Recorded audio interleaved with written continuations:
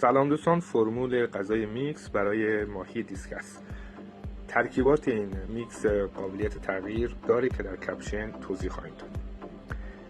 ترکیبات این میکس به این شکل: دل گوساله حتما چربیاشو بگیرین، میگو رو قشنگ پاک کنین، ماهی سالمون و ماهی شیر. حالا ماهی شیر اختیاری و ماهی دریایی دیگر میتونین اضافه کنین. اسپرونینا زعفران دم کرده و غذای خشک که غذای شرکتی خوب منظور ما هست. موز هم یک عدد کوچیک، پودر پاپریکا و هویج 2 عدد. میتونیم برای اینکه میکس شما قوی تر بشه از ماهی دیگه مثل فیله هش با ماهی مرکب، خرچنگ استفاده کنین که در استایل دیسکستون و های بادی شدنش قطعا تاثیر داره. اگر هم گیر نیاوردین میتونین از غذای خشک که در فرمول قرار دادیم به عنوان مکمل استفاده کنین.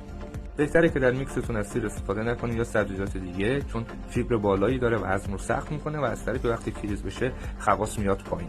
به جای سیر از عصاره سیر استفاده کنین. میکس رو طوری در واقع درست کنین تا 3 روز مصرف بشه و مقدار اسپرونینا زیاد نریزین که باعث تلخ شدن میکس شما خواهد شد.